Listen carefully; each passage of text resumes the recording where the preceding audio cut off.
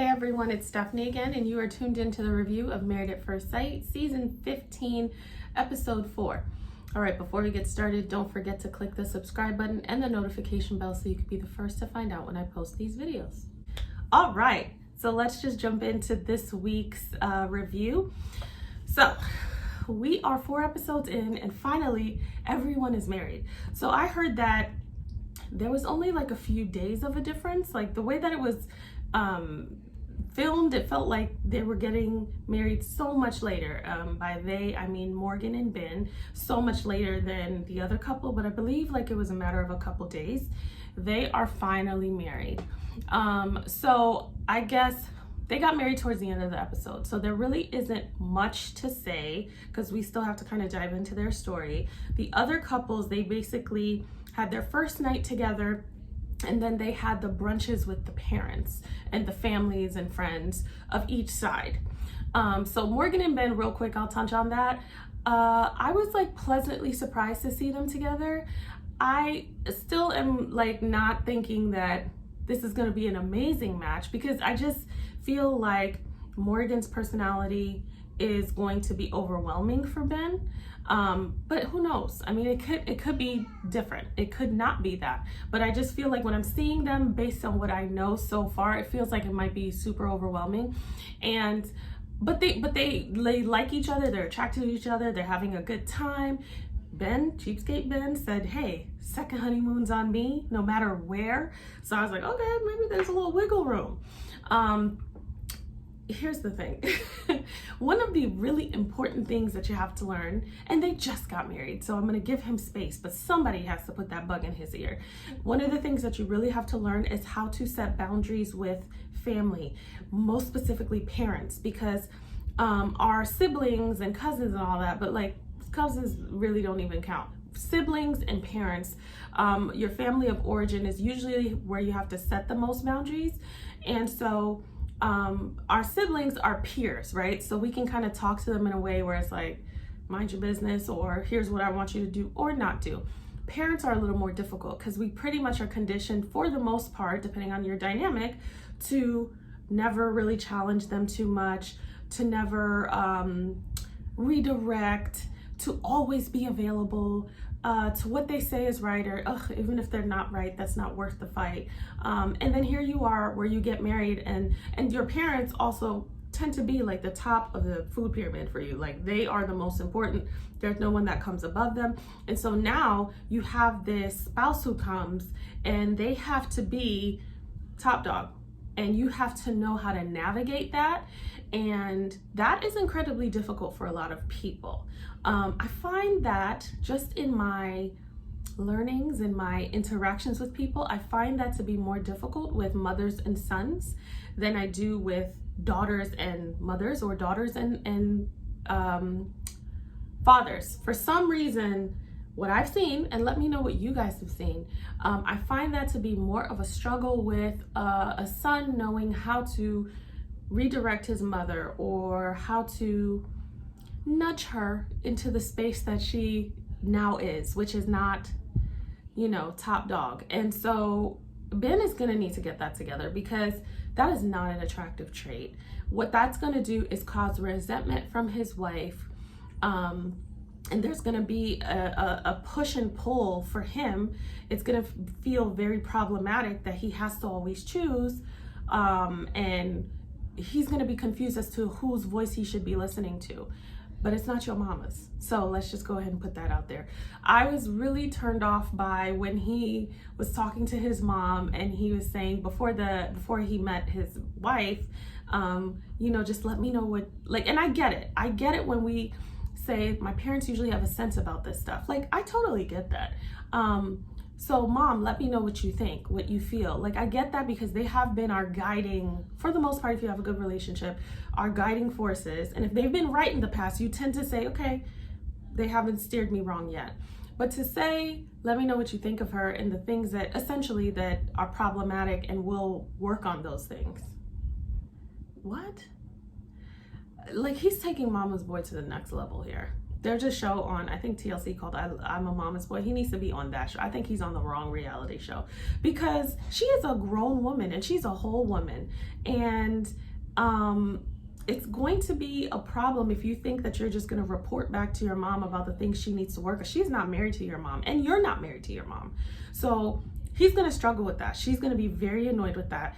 And I think any woman would be, but when we see Morgan's background and how she was saying she doesn't have an interaction with her father, and she's always envisioned herself walking herself down and having this very high level of independence and not wanting to be given away. And lots of people have their opinions about that, but based on Morgan, she is very independent. She is very no nonsense. She is not with the BS. So I don't think, I think at the beginning she might be somewhat malleable, but I don't think she's going to go with that for long. And he's going to have to figure it out, and quickly. So, that is Morgan and Ben.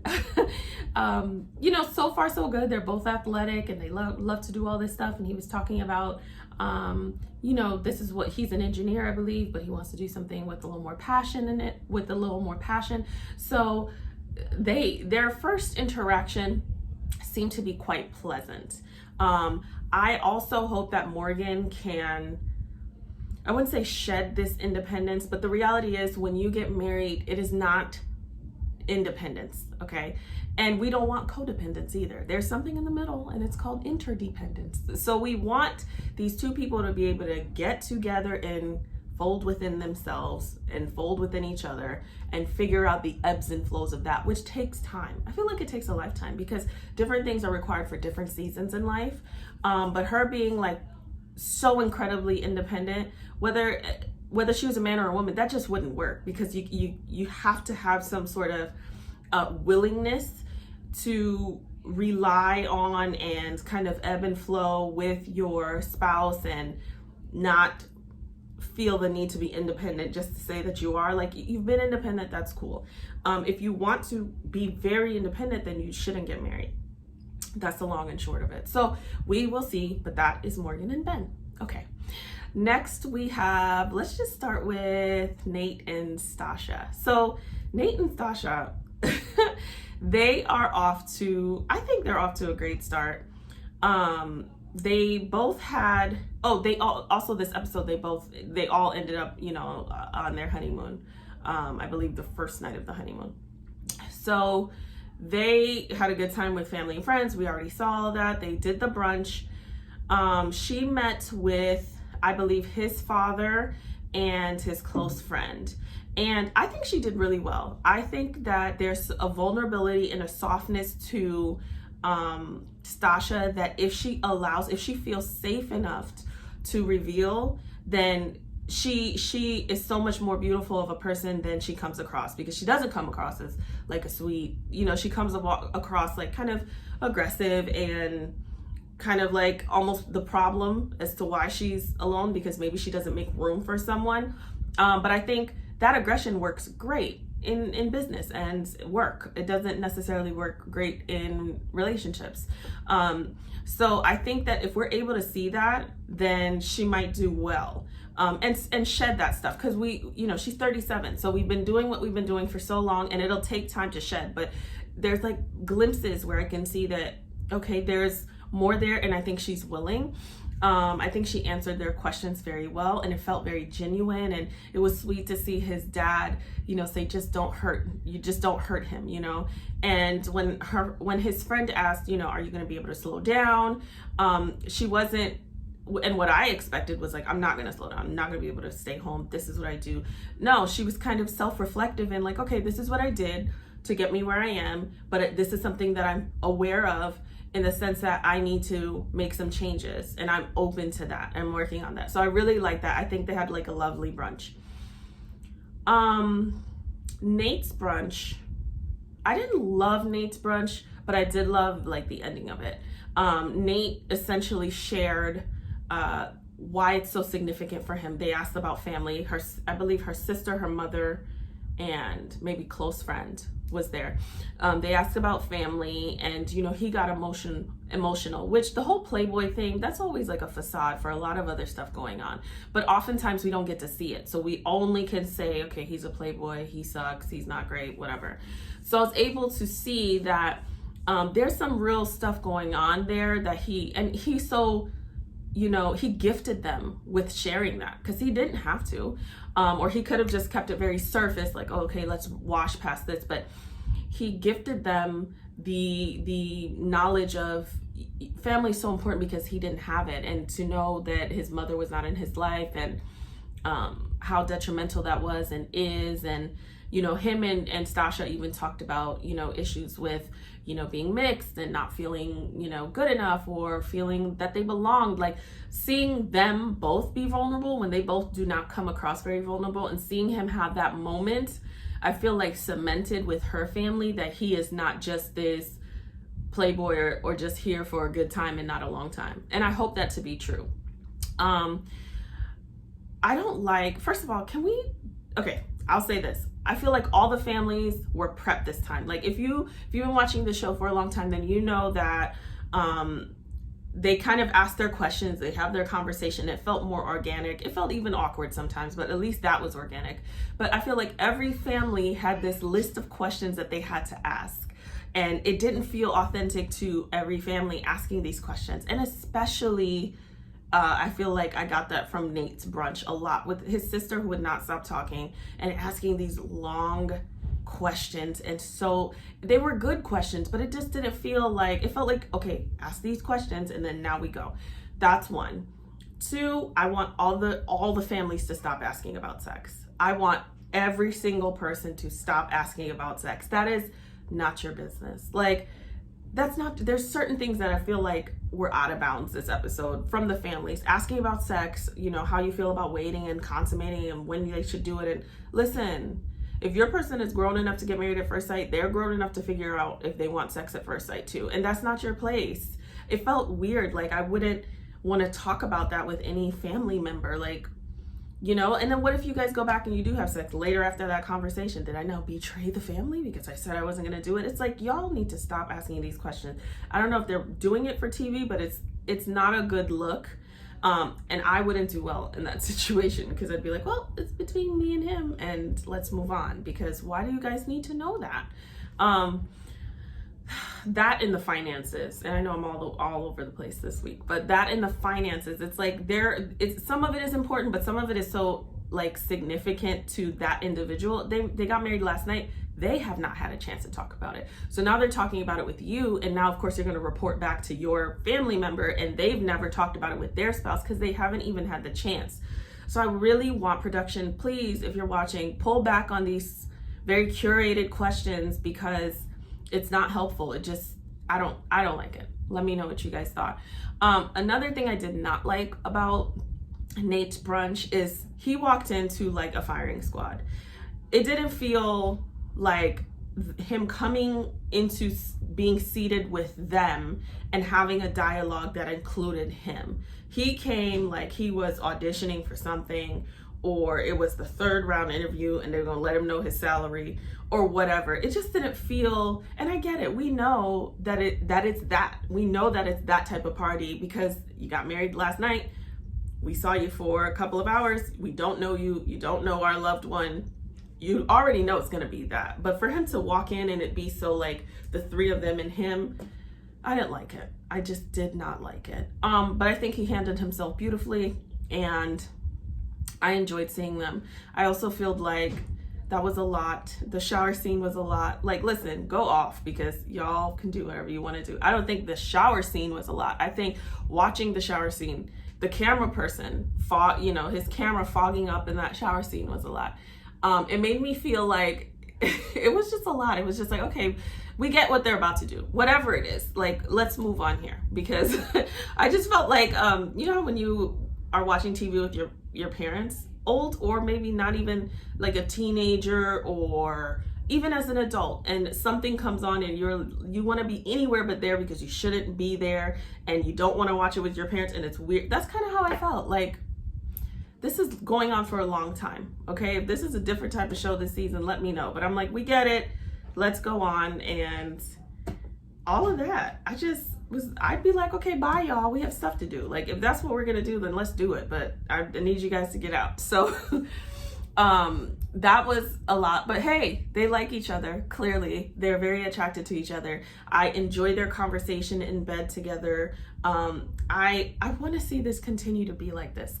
It won't, but that doesn't mean it's not going to be good. But she felt just calm and relaxed and transparent, and he felt vulnerable. And I love that she said, well, what can I do to help you? Those are great questions. You know, when people tell you something, a great question is, how can I help you? How can I support you? Because a lot of times we're going to fix it, and that's not always what they need. Sometimes they just want to talk about it, or sometimes they don't even know how they want to be helped, or they've never thought about it. And so you even asking helps them to help themselves.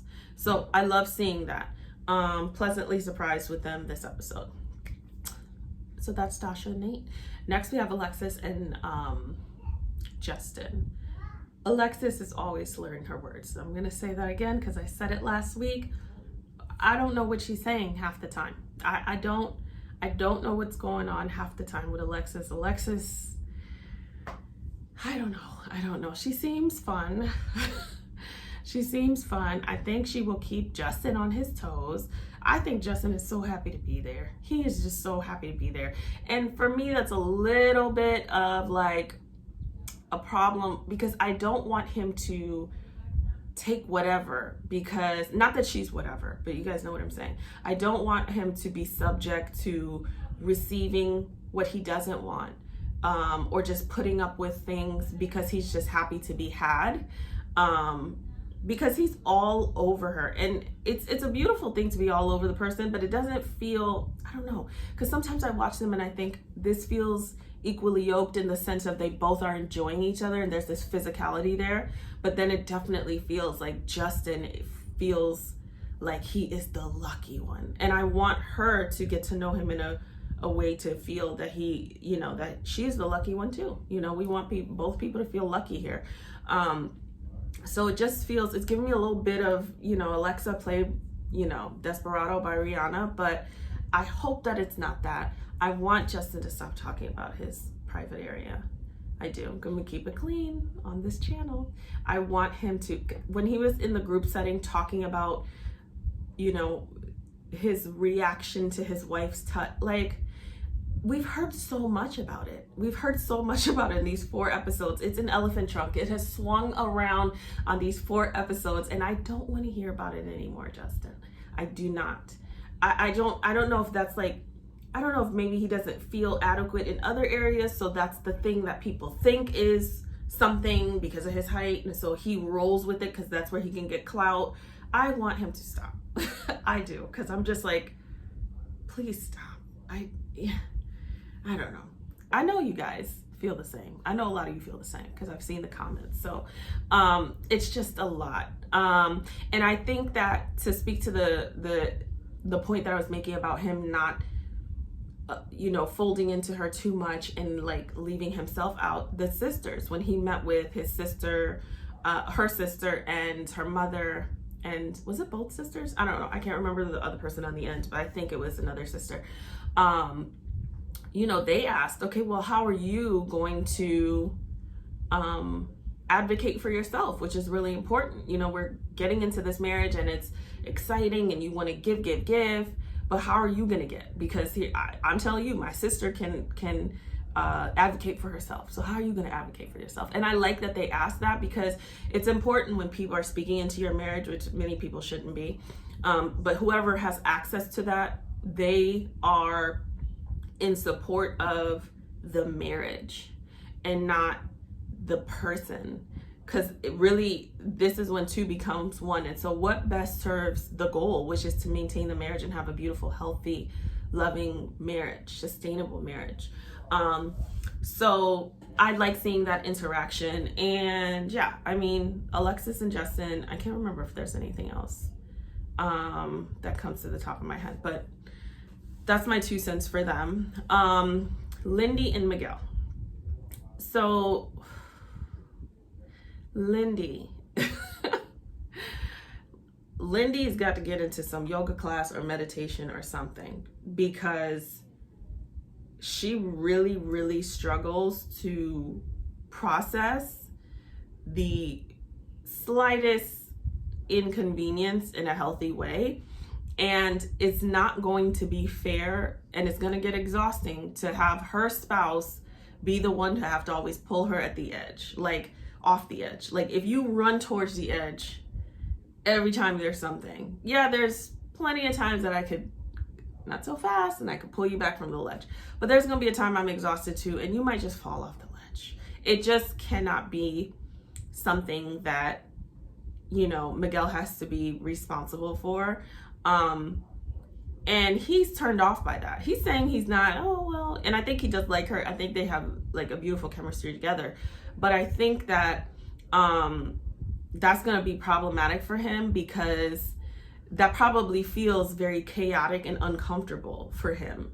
That's what I would gather, because, you know, I tend to be a more calm individual. And so that felt like, oh my God, suffocating for me watching that. Are you going to do this every time? Like, this looks like zero coping skills, like to not be able to find something in a suitcase and to kind of have that reaction with something so minute. There's stuff there. So she needs to get into therapy and figure out some coping skills and some things that she can do to help manage those herself. And then anything he does is in addition to. So if he is not there physically, then she can learn to manage that. And she definitely needs to do that before they have children. Let's say they do go the distance, which I hope they do. She needs to do that before they have children, because that's going to add a whole other level of stress, and they don't care what you got going on. They do not. They're little people who want what they want when they want it, as they should, because they just got here. You asked for them. And so you need to be able to manage yourself before you manage someone else. So I think that was like a little difficult to watch. I thought that his brunch with her parents, her family, went better than I expected, given the last conversation that they had. But once again, sex came up, you know, like her brother's asking about it, the mom, like I feel like her brother and her mom have like a different depiction of who she is.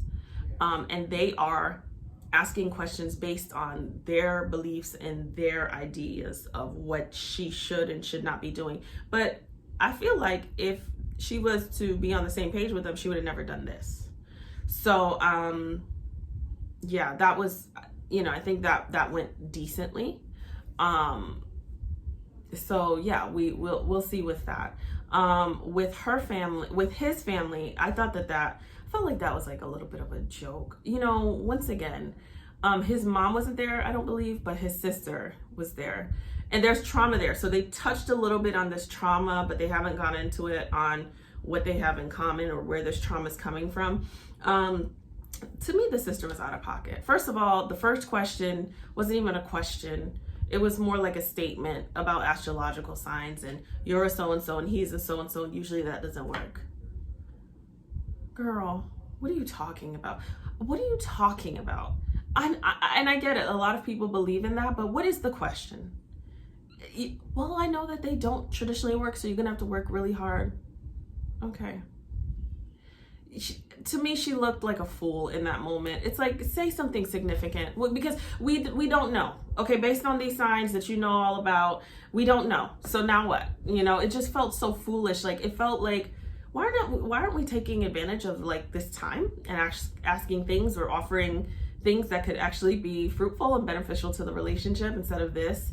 So that annoyed me. And then when she went on and on about the finances, once again, not your business. Like, you know, I would have, I have a brother, but if I would have watched my brother maybe take care or be taken advantage of, whatever the case may be with them, in the past, I would have just made a blanket statement. I'm used to talking to people though, so I can put a pretty bow on it and get my message across. But I would have said, listen, my brother, he's selfless and he does really well. He's successful. And in the past, he has taken care of women or had to have taken care of women, or they've been taken advantage of.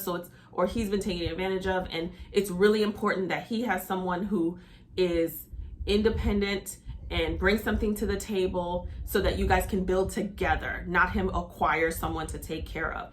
I wouldn't have got into all of these financial discussions because you are not the one that, you know, she needs to be having this conversation with. And now she's freaking out in her head. It just didn't feel super great of a conversation.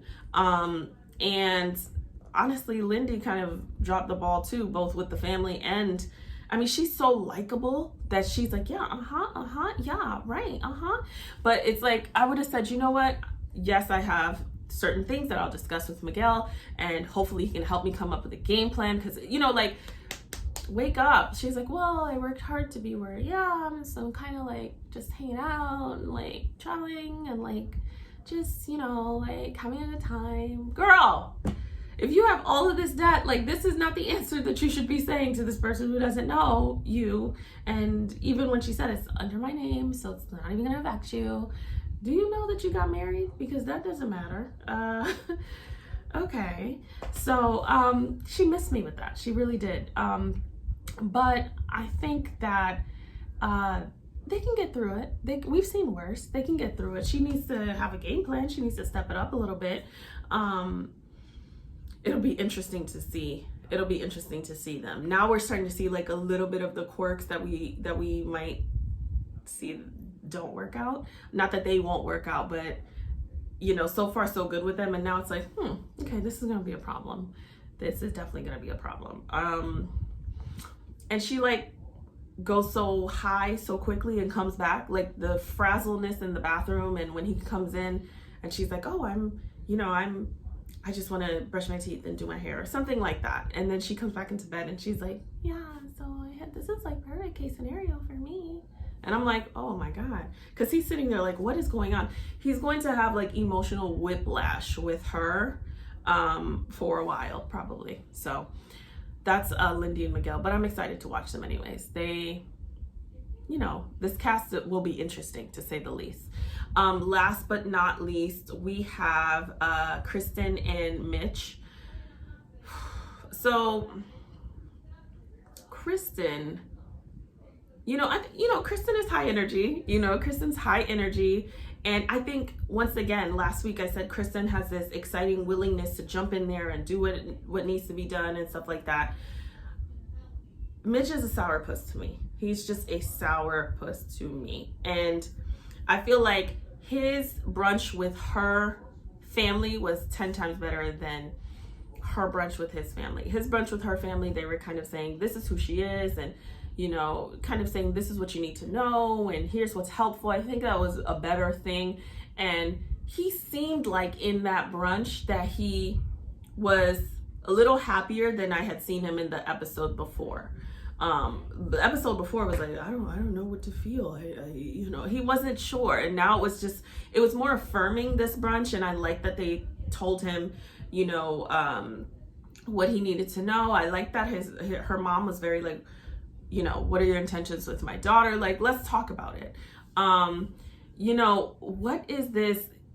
What is this like super environmentalist? What does that even mean? Like, I know what it means, but I want to know what that means for him. Like, what is it that almost makes you seem like you're incompatible? Like, that's the way he comes across to me, that I'm such a super environmentalist that I couldn't be in a relationship. What's happening here? Like, what is going on? And if that's the case, it's not the environmentalist thing that's making you incompatible. It's not that. It's all the other issues that you have underneath that, and you put the label over it. Yeah, that might be something you're passionate about, but you're not the only environmentalist out here. So I'm like wondering, what does that even look like? And we saw just a tidbit of that when he didn't want to pop the thing, when they got that little box for their honeymoon, because, it made him a little weary because it was the plastic. Everybody has their passions. I think it's important to be passionate about things, and yes, being aware of the environment and doing your part is important for sure. But I think maybe his excessiveness is not just specific to that. I think it probably shows up in a lot of other places, and that's the problem. And I want to affirm that, because I feel like in her brunch with his family, we got that affirmation. I feel if I were Krysten, leaving that brunch, I would have just taken my rolling suitcase and just left, because I just feel like I don't think they said anything that made her excited to get to know him. I think she faked it when she got back and was like, yeah, I'm excited, you know, but I don't think that's true. They basically, you know, the sister-in-law basically was like, we fight all the time, we used to fight, it's hard. Like he says, they all basically said that it was the mother, the sister-in-law, the brother. They, in a nutshell, wrapped in a bow that he is inflexible, that he is rude, that he can be mean, that he can be direct to the point of hurting your feelings, that, you know, like, what was positive? What did they say that was positive? I don't, like, everything was like, beware, be leery, or this is what that means. None of it was like very positive. None of it was like, none of it even, like, to me, and let me know if I missed something, but none of it even affirmed him as like such a great person. Like sometimes you might hear, you know, yeah, she can be really assertive, but deep down she's just kind of, she's the oldest, so she's always had to be that, but like she's fun and she's not, like, there was not the but. It's like he can be really mean, but when you get to know him, he is so sensitive and so sweet. He will dote all over you and he's so accommodating. There was never a but. There was, he is blank. That's it. Good luck, girl. So I already know it's gonna be a mess with Mitch. Mitch the mess. I already know. She's gonna forget to recycle a water bottle and all hell will break loose. And I'll be watching it with the rest of you all. All right, guys. That is my review for this week. I hope you enjoyed it. As always, don't forget to comment. Let me know what you guys think. Subscribe and share this video, and I will see you guys next week. Everyone have a wonderful weekend.